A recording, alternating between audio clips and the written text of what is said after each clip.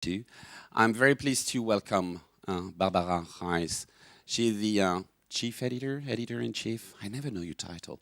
Chief editor of Público. Público is one of the main daily newspaper here in Portugal, but is also mainly the first online website for the Portuguese-speaking world. But I guess Bárbara will tell more about what is Público today in Portugal, in the media landscape of Portugal.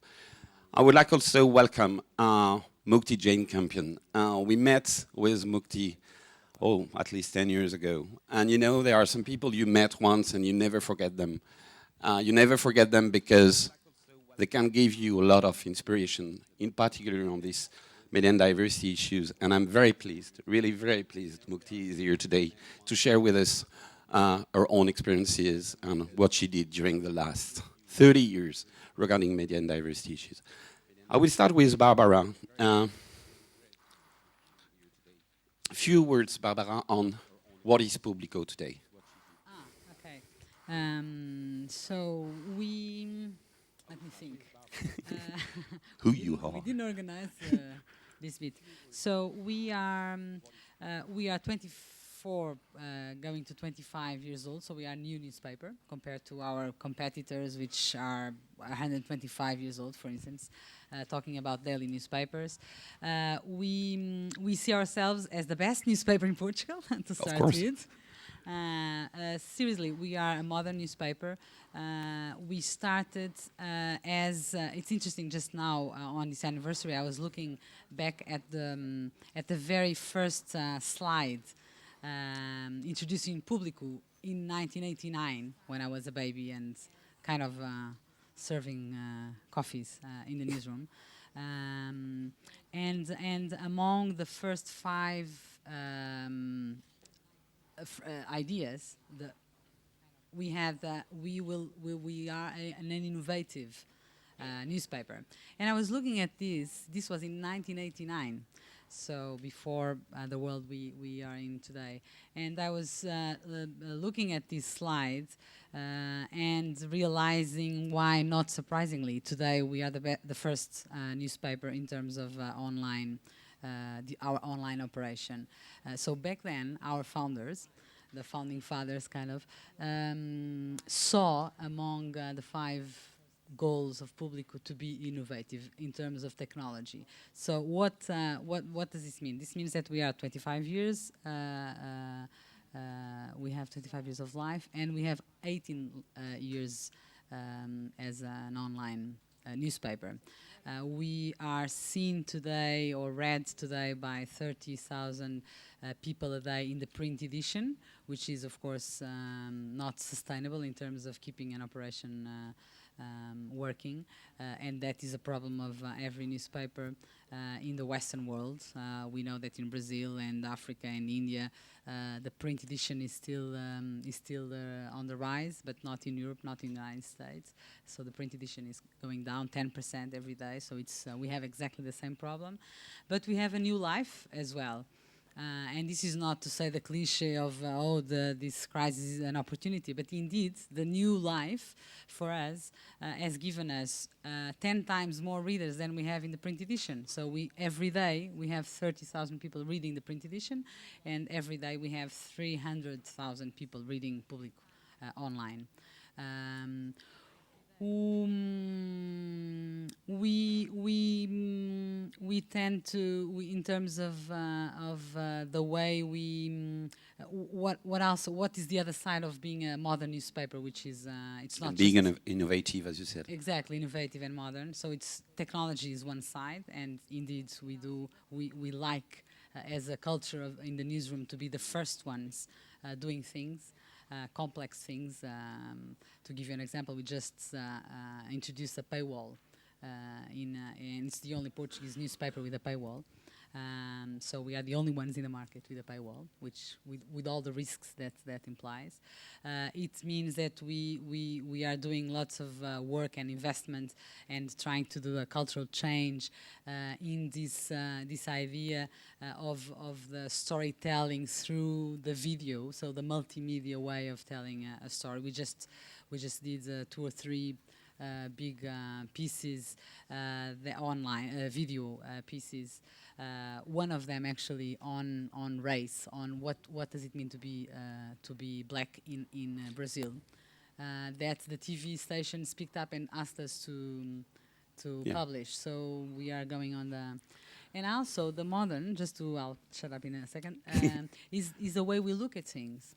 So the very first, and that goes to diversity. What brings us here today? The very first front page of Público in 1990 was with a man with a back. So we just saw the back of the man.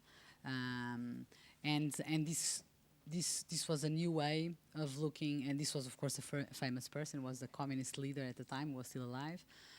I won't go into politics, but it was just a man very known, so we all recognize the hair and all of that.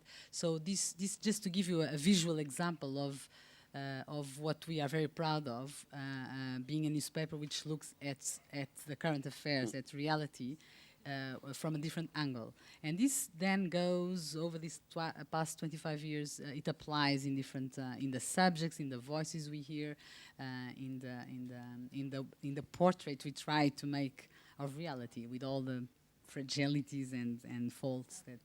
Okay, you're talking about Público as newspaper, and now we are talking about you and your role within. Yes, I know. Sorry. Within Público, as the director of Público, how do you conceive your role within editorial guidelines or editorial choices that are made by your journalists and your other editors regarding diversity? Do you play a specific role? If yes, how? To be honest, no. It would be nice to You say sure? yes. Yeah. Well, it would be, I guess, nicer to say yes, but nicer in terms of, of the expectations. But when you think of journalism, well, since Herodotus, we are trying to define journalism, right? And he told us basically, he actually was. We see him. I sound a bit silly, starting with the Herodotus. I apologize. It sounds a bit posh, but my point is that when we think of Herodotus 2,000 years ago, and he's seen as the father of history, I see him as the father of journalism. And why? And he taught us actually everything about diversity, because what did he do? He went around the world that was known at the time, trying to understand why did the war started, right? For the ones who don't remember. So why did this war started? So he went, and what did he do? He went and he interviewed people, and he didn't interview just the winners, because he did not. He encountered the losers as well, the ones who had lost. He started the story with a woman who had been raped, and that was the beginning of the problem of the war. And then he went on, and he discovered the diversity of the world at the time. So all different cultures, different religions, different people, the poor, the rich, the powerful who had won, the not so powerful who had lost. And in a way, just to now cut 2,000 years of history, that is the role of the newspaper, of a newspaper. Still today, not much has changed. We talk about digital and Twitters and all of that, but a newspaper today is still like a coffee shop or a cafe. How do you it's a place to discuss and learn. How do you succeed to maintain this line for many, many years? So how do you work on a daily basis? Then on a daily basis, first of all, you want accuracy. So basic. I mean, and it's not a detail. It's not a detail, because it's very easy to make mistakes. We all make them, and it's very easy it's a work in layers. So the verification, the journalism is the discipline of verification. So I would say, not pleasing the audience, I'm sorry, that the main role of an editor-in-chief is still, to that part, the verification part, to make sure that what you publish is the most accurate you can. Then, of course, if you go to the definition of I would say the 10 rules, the essence of what journalism is, you have diversity is there. And where? It seems to not be the case for everyone. Sorry? It seems to not be the case for everyone to have this rule of diversity at the center on what they produce. But it is. I was looking at it's a definition I like a lot, and I can actually read that to you. I brought it with me. I can tell you just a story quickly. 15 years ago, a think tank, which I praise a lot, called Committee of Concerned Journalists. It's an American think tank, and they have done a beautiful job. They are still doing a beautiful job. They started a work of consultation throughout the entire country. It's a big country, lots of journalists, very good journalists. Some of the best journalists in the world are there, as we know. And asking them what is journalism. And after 15 years of this, they established this is a think tank connected to the Pew research group, for the ones who don't. Yeah, and so they reached after this consultation process 10 points. So they defined journalism in 10 points, and one of them, number 7, which is the one I brought, they say journalism must strive to make the significant, interesting, and relevant. So we need to turn reality into an interesting thing and a relevant thing, right? So what does this mean? This means that, they say, journalism is storytelling with a purpose. It should do more than gather an audience or catalog the important. It must balance what readers know that they want with what they cannot anticipate but need. In short, journalism must strive to make the significant, interesting, and relevant. The effectiveness of a piece of journalism is measured both by how much a work engages its audience and enlightens it. So we need to ask what information has most value to the citizens. And this brings us to diversity, because when we think of the information that has most value to citizens, there you need to show the readers that the world is diverse and that there are different voices. So for me, is totally is central to our work. You can imagine that to prepare this interview, I talked to some of your readers or staff members. And something who came often was, Público for us is the newspaper, the what's missing newspaper, meaning what is missing in the other we can't find in Público. And it is seen as your one main editorial line. Do you think it's true? What is missing? You are the what's missing newspaper. So you are the newspaper. What people the others don't have. Yeah. Don't have. Do you think it could qualify who you are today? Well,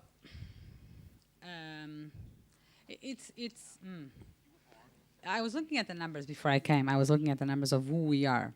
We are as a newsroom, and we don't come too bad in the picture in terms of numbers. So we have 57% of women and 43, right, 73 men. In as editors, we have it's 50-50, literally. In the board of directors, we are 6, and 3 of them, including myself, are women. So we are okay in terms of. Is that enough to make a newspaper different? It is not. Why? I was thinking of the obstacles, and in a way, I tried to bring. I thought it could be more useful, or more, I guess, useful for the discussion, to bring the obstacles that we face in a newsroom when we think of diversity. Knowing that my dear colleague would bring the beautiful examples. But so I brought the obstacles. Think of economic affairs. So we have a team, 50-50, men and women. They produce 20 news articles a day, online paper. And do they, thinking of voices, public voices, do they hear more women because they have 50% women in the newsroom? No, they don't. Why not? That is one of the problems. The power structure is not diverse. So a newsroom can be diverse, but the power structure of our society is not diverse. So when you think of CEOs in the companies, you have in Portugal, I can give you 2 or 3 examples. We just had the elections, municipal elections. So we have 308 municipalities, and we have 23 women only as presidents. This is just now. So it's Portugal today. This was 2 months ago. You think about companies. We have the average is good in terms of European standards. So we have 32% of managers of Portuguese companies are women, and the average is in Spain is 35. So it's in France is 39. Then you go to the CEOs of the 20 biggest companies, what we call PSI 20. So the companies which are listed in the stock exchange, and you only have 5%. So that is half of the European average. So when my colleagues, they can be men and women, any sex, they go to do their stories, and they go they look for the interlocutor, the representative of that company, they find a man. We only own most of the times. So we have one man, and he kills, as we say in Portuguese, he kills 3 rabbits with 1 stroke. I don't know if you have that English saying, because he's Muslim, he's from Mozambique, and he's of Indian origin, and he's the only CEO in the 20 biggest companies. All the other are white men. So this is one of the obstacles I think Mukti will complete on this, but I will just finish with a very short question to you as director of a newspaper. What do you think you need to improve your own capacity, not other person, but the Público capacities for including diversity? If you were, just in few words, quickly. Okay.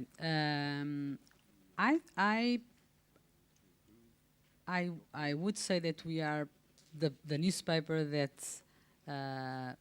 has diversity or covers and shows the world is diverse more than any other. So to start with, I brought some. It was I was worried, like, oh my God, let me see what have we done in the last months, right? So just before I came, I was going through the desks of my colleagues, and to see some of the last pages we've made. So we have this one. This was last Sunday. So then we have these Brazilian artists. Then we have this story on sons of Portuguese soldiers who were left in Africa during the colonial war. So we went to Guinea looking for these sons and daughters. Then we have a story on slavery today. So this is a man was enslaved for 23 years this is Portugal. This is not in another planet. Then we have a musician. Then we have the same musician on the front page. Then of course we have the classic Michelle Obama. Then we have. So I was happy to see that it's not. There's no scientific method in trying to show. It was just what was around us, but still. And this is we are probably the newspaper that makes an effort of indeed writing in-depth stories and investing time in people, in different religions, in sexual issues, different races, etc. But all this said, it's still not. We are still not in the stage of being a natural thing. There is still a lack of naturality, if you will. I guess the word doesn't exist, but in English. But naturalité. I think we understood. Naturalité. So it still is based very much on certain people in a newsroom, and it's good, of course, that a newsroom welcomes those people and not only includes people with very specific bits and ideas, bit against the current affairs of that are the same in all the newspapers. It's very good that the newspapers do that, but it's key that those people with different ideas have space and voice in a newsroom. So I guess if you ask me, going back to your first question, what is my role? Maybe my role, more than anything else, is to make sure that those voices are heard in the newsroom itself. Because another obstacle we have, beyond power, beyond the fact that there is no diversity in power in societies, is that the newsroom themselves are not diverse. So we are very much the same. We grew up in the same cities, we went to the same schools, we live in the same neighborhoods, we go to the same bar at night. So the problem starts with the composition of the news themselves. Yeah. Thank you, Bárbara. I think we will have the opportunity to talk to you in the corridor just after, when we will have a break. We will go to working groups. I will switch to Mukti. Mukti, again, welcome. First of all, can I have the mic? Can you tell us who you are? You've been a producer for BBC. Not only BBC, you've got your own production company, and you worked a lot for BBC Radio or TV. You produced a lot of documentaries, and you said, and you wrote something in your biography saying that you conceive one of your role like bridging or trying to bridge groups of people through their cultural or social divides. What does it mean for you concretely when you produce something, when you think on a documentary, whatever? What concretely, how do you deal with this? I think anybody who works in the media has a huge, huge power. No, it's open, closer. I'm always, when I'm recording people, I'm always telling them to hold it 12 inches away. This is very weird. We all have a great opportunity as journalists, as producers, to create spaces where people meet in a sort of virtual way. And so when I'm making programs, and this is something I've developed, I didn't start like this, but I've learnt more and more, is that we've talked quite a lot already today about diversity in quite negative terms sometimes. You know, that it's a threat. People see immigration as a very negative issue. We always have to somehow paint a better picture than people naturally feel. I've come to a very different point of view, and this is as somebody who has to pitch ideas. My earnings, my income is totally dependent on my ideas. If I don't come up with good ideas that somebody commissions, I don't get a salary. I don't get anything that I can just fall back on. So the only way I survive is by coming up with better ideas than everybody else. And what I've discovered, and this is the positive side of diversity in the media, is that there are huge opportunities for new stories, for new ways of telling stories that come with a more diverse society. And that's really the vein that I have been tapping for the last 15, 20 years.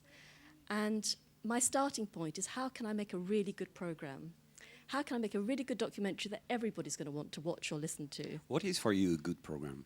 Something where at the heart of it there is a fantastic story, and that you've found exactly the right people who can tell you that story really well in a way that connects with the audience. And you know, a lot of the starting points for my documentaries may seem very far away. They may be, for example, about the experiences of Indian soldiers in the First World War. 1 million Indian soldiers fought in the First World War. Most people don't even know that anybody non-white was there. It was incredible. They were the first ones to go to the Western Front. People who were taken from the fields of Punjab, had never, ever been to Europe, found themselves in this cold, wet, snowy climate, without proper provisions, without proper clothes, fighting on behalf of the British side against the Germans. They didn't know who the Germans were. They didn't know who the enemy was. You know, completely bizarre. And yet we have, through their letters,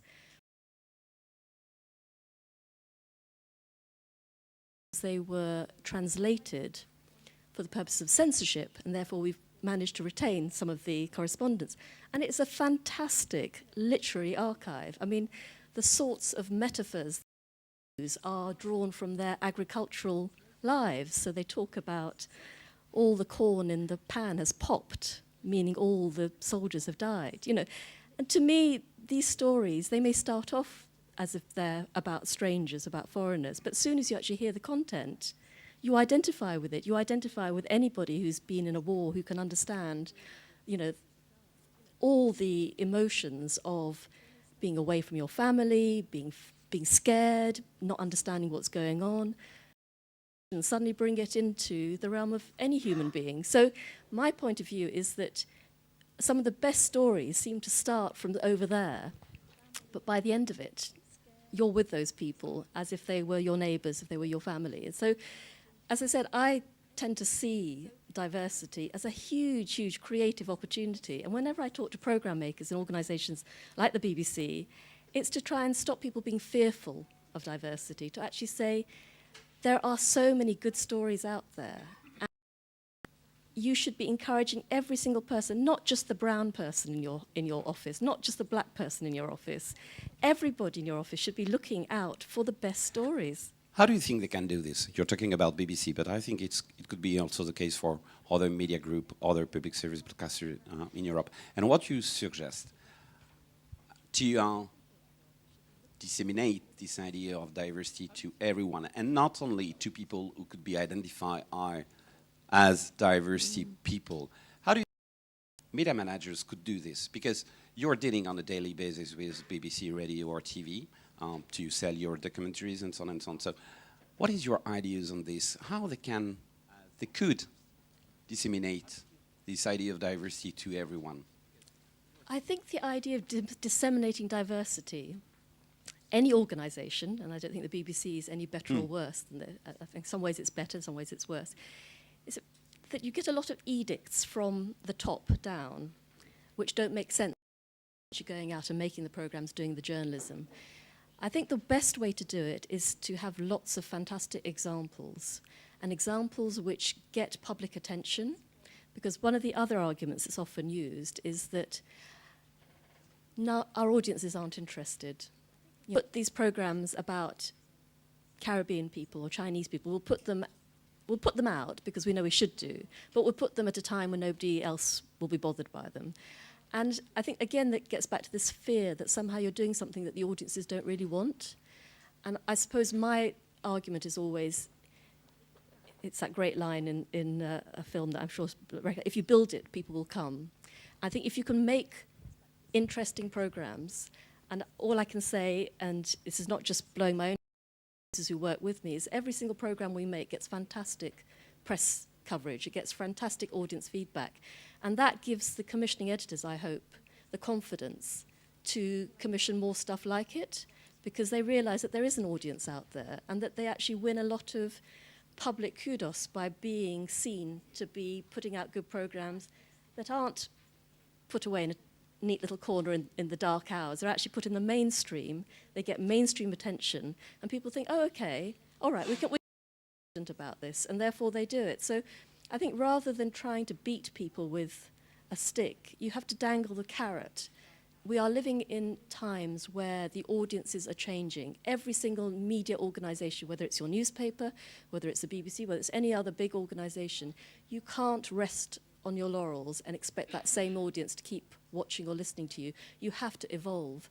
And the best way to evolve is to show in your programmes, in your content, that you're reflecting the audience that's out there.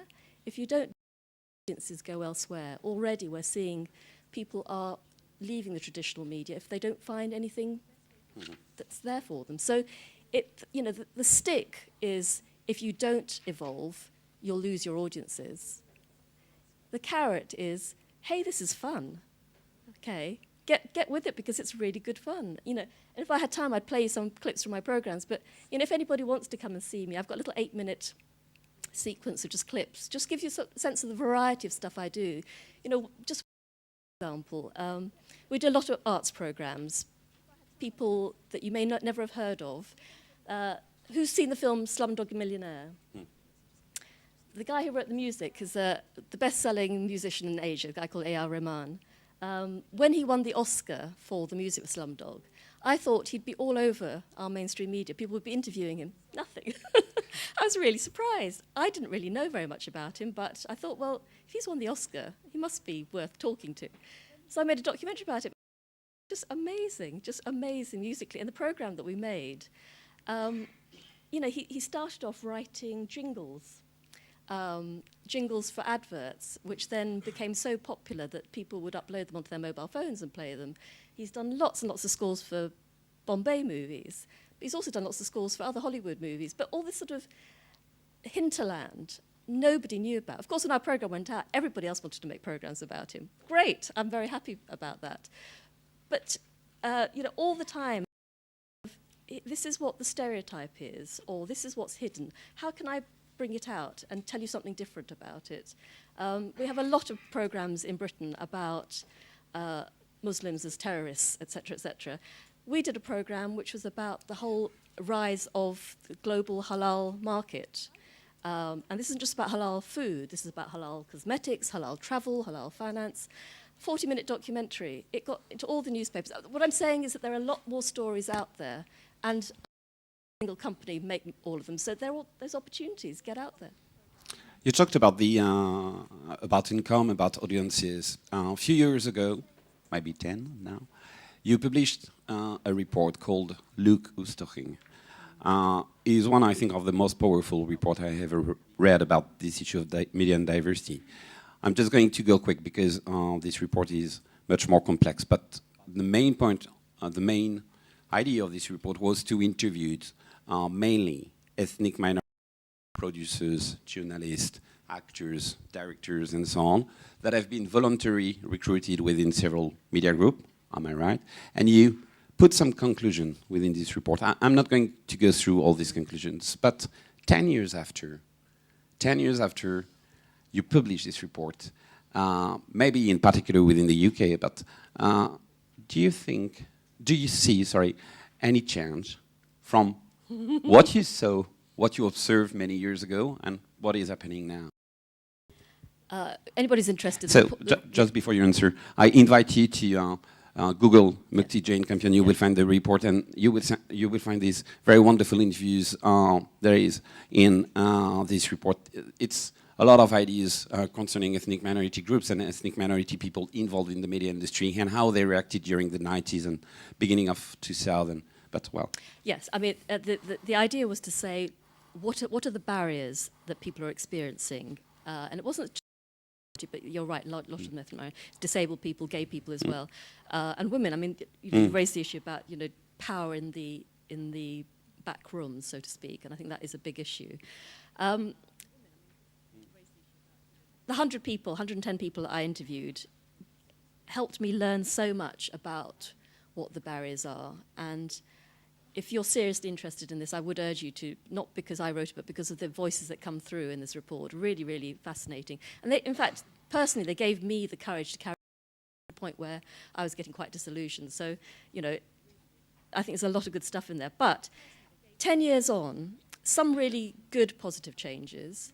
The sadness for me is because of changes in the media industries generally, whereby there is, I'm sure this is a widespread experience, there's more casualization of the labour force. So there's less opportunity for people to come in as trainees and work their way up an organisation. Like it was the case for Bárbara. And a really negative effect on lots of people, but I would argue that it has a particularly negative effect on minority people who come in, whether you're disabled or, there's a lot of issues around how you develop people. There are a lot of schemes where new people are attracted into something like the BBC, but you look for them 5 years later and they're not there anymore. So I think we still haven't, as a country, really addressed some of these really fundamental issues about how you really, I say max the mix, max diversity in your back offices. It's not just about what's on screen. You won't get that real exchange of ideas and different perspectives unless you have a real mix in the newsrooms, in the production offices. Not just one person, because it's very difficult for one person to make an impact. You need a huge, and this is about class, it's about gender, it's about all sorts of things, but it has to be about stopping this thing where everybody's been to the same schools, everybody goes to the same bars, everybody has the same conversations, because as long as you've got that, change is not going to happen. What I would say is good is that 10 years ago, all the big media organizations were still these great monoliths where it was like there was a great divide between the people who produced the media and the people who received it. I think we've seen with social media, we've seen with people being able to get very, very reasonably priced video cameras, make their own films, put them up on Vimeo, whatever. We're seeing a democratization of the space, and it's amazing how many people are actually finding what they need just by that space. That doesn't, I think, let people off the hook in the mainstream media, but that is, I think, a positive development. Unfortunately, I think we need to stop now because I'm going to kill by Diane. But you will be here during the next 2 days. I'll be here tomorrow. So Yeah, you will be here tomorrow. But I think if people want to share with Mukti more about her experiences and practices, you'll be happy to share them. And I'm sure Bárbara and some people of Público are also here. I'm thinking in particular about Anna Cristina, and don't know where is she. So Anna Cristina, Bárbara is not going to stay with us during the next 2 days, but if you want, you can, of course. But if you have more questions about Público and so on, Anna Cristina will be more than happy to answer. I would like to thank you both very warmly for having spent time with us. We keep in touch, and we'll follow the work here and in Europe. Thank you, Mukti. Thank you, Bárbara.